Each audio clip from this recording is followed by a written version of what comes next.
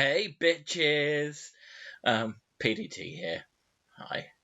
That's about as much energy as I've got today, I'll be honest. It's one of those days. Just no good reason, but not in a good mood. Just bleh. But I said at the end of yesterday's vlog that today I would review RuPaul Drag Race UK, episode 1. I've just finished watching it. It went up on iPlayer slightly earlier than 8 PM. Slightly later than I expected. I actually thought it was going up at 8 PM last night. So I was like, I'll get that out of the way in the morning. Instead, I've had it hanging over me for the whole day. It's just like, I've got to wait, and then I've got to watch it, and then I've got to get the vlog done. Because here's the thing, okay. RuPaul's Drag Race is not a show that I watch or am a fan of. I just figured it wasn't for me, really. I mean, my last girlfriend was into it, so I saw some bits and pieces here and there. And I just found it kind of loud and confusing, and a bit annoying. And if anyone wants me, I'll be on my phone waiting for it to end.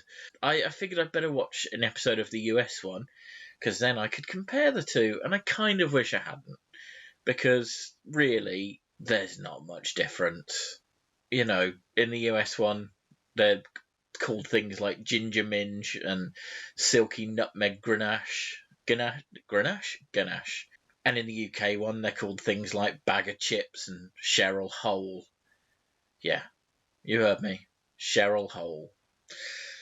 Because I watched the first episode of the most recent series in America, which is on Netflix, and I watched the first episode of Drag Race UK. It's a disconcerting watch to begin with. And I guess this is, I guess I'd have to watch other episodes, which is not going to happen. I mean, spoiler for my review, but I didn't take to it that well. So the first episode is a disconcerting thing because there's not really much in the way of guidance or presentation. You know, there's title sequence and, hey, welcome to RuPaul's Drag Race. And then that's it. For the next, 15 minutes, it's just that opening bit of Big Brother where they all just kind of, each one walks into the house and they're like, oh my god, hey bitches! That's probably an offensive impression, but the levels of camp on this, that's just half of the course with drag queens. He says, seeming like he's in any way an expert. I'm not, but I have listened to a lot of episodes of Ian Boldsworth's Fubar radio show and Peacock and Gamble before that, and they've had some drag queens on. So I actually heard him interviewing Scaredy Cat, one of this year's UK people, the day before, and Scaredy Cat seems alright. Pretty much most of what I didn't enjoy about this couple of hours that I've spent doesn't really come from Drag Race. It comes from that kind of show in general. I mentioned yesterday I was going to watch The Apprentice. I love The Apprentice, it's great fun, but it's the only one of those shows that I really enjoy. I've got nothing against them, and Drag Race, X Factor, other ones that exist. I don't judge people for watching them. I think that's, people enjoy what they enjoy. I sometimes watch Power Rangers and quite enjoy it. Despite my sort of impressions from what little I'd seen of it being that it's quite loud and confusing. Actually, it's not. There's a few loud characters among the drag queens, but that's just the case in any of these reality shows, isn't it? I did watch the first 3 or 4 series of Big Brother, and yeah, most of them are not normal people, but people you wouldn't immediately want to punch. But there's always a couple who you're just like, oh, you're really annoying, aren't you? Silky Ganache was the one who stood out in the American one. I was just like, and to be fair, the programme did spend a lot of time making sure we knew that everyone was getting piss annoyed by her. The only thing that really annoyed me about it was some of the puns. And this is what I want to get. Yeah, the one thing that seems to be kind of unique about Drag Race is that a lot of it is spent kind of making so-called witty asides. The whole big climax of the show is a catwalk sequence where they walk up and down the catwalk, and the panel of judges, which is RuPaul, 2 regulars, and then a guest. The American one, it was Miley Cyrus, and the British one, it was Andrew Garfield. It's just a montage of the catwalk and them just making quite shit jokes. And also RuPaul says congratulations, and I didn't like that. I don't know, on a humour level, it was not my kind of humour. Let's just put it that way, And again, it's really popular. Lots of people like it. I can't, it's clearly, to the people who like it, it's clearly a good, well-made thing. The first episode of any of these shows is hard. There's just so bloody many of them. I think there were more. I got the impression there were more of them in the American show than the British show. But there's just a bunch of people. And, you get introduced to them one by one in quick succession. I've got no idea who any of them are. The Apprentice last night, Lottie Lyon stood out to me because A, she was being a bit of a cow, and B, her name's Lottie Lyon. So I remembered her. That's kind of it. I can't remember. Oh, and there was someone called Germaline, or Gemaline. And I only know that because I heard someone on the show say Germaline. I was like, is her name Germaline? It's not. It's Gemaline. Brilliant anecdote. It also means that anything where there's an individual task, which, Drag Race is entirely focused on individual tasks, you're seeing the same thing 10, 15 times over because you've got to show each of the candidates, contestants, victims in turn. After 4 or 5, you're like, okay, I get the point. Okay, so the structure of the programme seems to be, there was the intro bit, and I guess it's in regular episodes, it's probably just sort of catching up with them and having them kind of gossiping and having a chat. Then there's a photo shoot bit. And in the American one, the photo shoot, in each of them, there was a big surprise in that they were joined for the photo shoot by a previous drag queen, I think. A current drag queen, but a previous contestant. And so we saw 3 or 4 times them kind of solo doing the photo shoot, and then RuPaul going, I think there's something missing. And then the past contestant coming out and surprising them. Yeah, the first one comes out and she goes, hey, bitch. And I don't know. The constant bandying around of that word just got to me after a while. I was like, I don't feel comfortable with it. I know that's just the vernacular, there's no malice there, and intent is so. But just listening to it, I was like, yeah, we could. And I think the UK version, I suspect there were some BBC type guidelines there, because there were a few scattered throughout, but not nearly as prevalent. So there's that bit, and that seemed a bit pointless. Well, it seemed pointless in the American one, because it was just, hey, find a pose to do with this woman from a previous series. And in the UK one, it grated on me.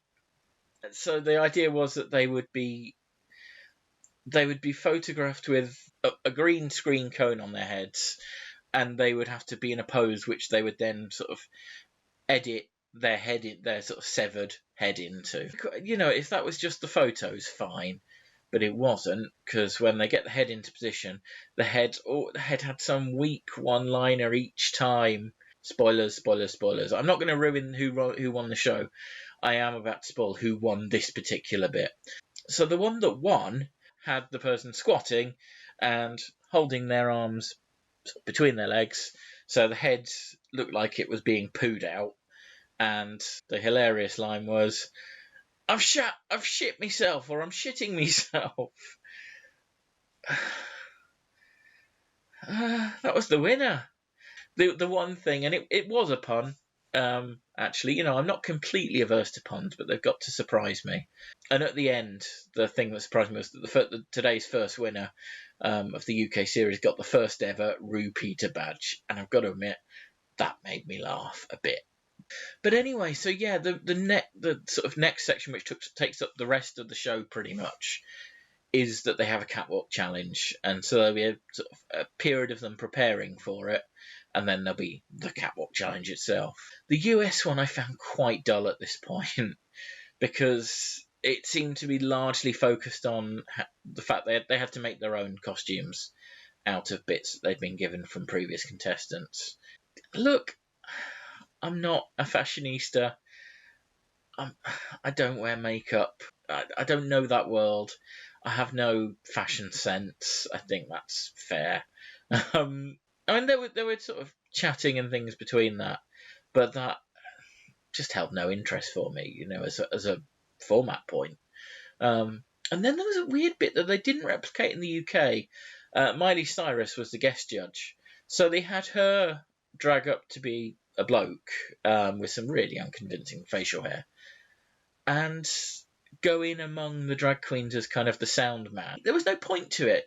She wasn't interacting with them and kind of like going, oh yeah, so what do you reckon of him then? And trying to get things out of them. There wasn't any kind of actual trickery there. It was just she was milling around in the background for a bit before someone looked at her and went, hang on, you're Miley Cyrus. So I don't know what the point of that was, but yeah, they didn't have Andrew Garfield dragging up, which is a shame. I think he'd make quite an attractive woman. Yeah, the UK one was a bit more interesting because there was a lot more kind of chatting. I think because it was a more heavily makeup focused task, so there was a lot of them sitting in the chairs, sort of chatting and getting to know each other. So that was better. But then, yeah, the final section, the last sort of, I guess, 25 minutes or so, these are long programs. They're about an hour. I think they're just over an hour in both cases. And yeah, the final 25 minutes is fine if you like those kind of competition shows. It felt odd that there wasn't a studio audience when they got to that bit. It felt like a studio audience type studio. It felt like RuPaul was playing to an audience that wasn't there. Obviously, we are the audience, but yeah. And maybe it would have been a bit better if there were laughs and things to go along. But it was just that standard talent show thing, one by one they each come up to do their thing. They all sort of stand out. It's like, right, you guys are safe, you guys stay here. I guess because there's so many of them, it's like, okay, let's get rid of half of them off the bat so we can give the individual feedback to. I think it was kind of a mix of the very best and the very worst ones. That was the idea. And yeah, it was just the judges gave their feedback like you'd see in any of those panel judging shows. And then the final two had to do a perform off, which is a lip sync battle, which is another thing I've never quite understood. But there we go. In my day, we used to find miming an offence on television. So yeah, it wasn't particularly loud. It wasn't particularly annoying. It wasn't confusing.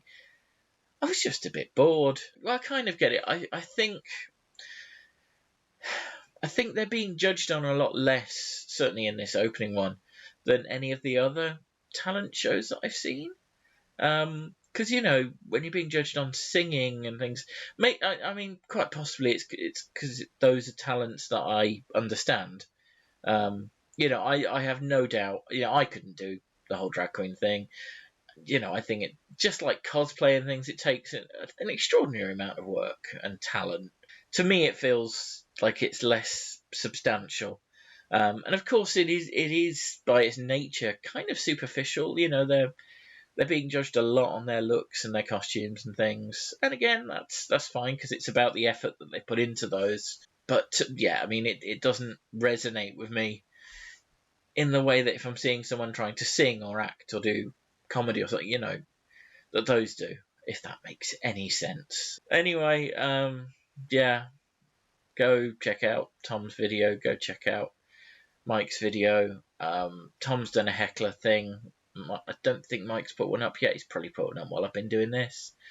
I'm going to stop rambling. I'll be back tomorrow. Bye.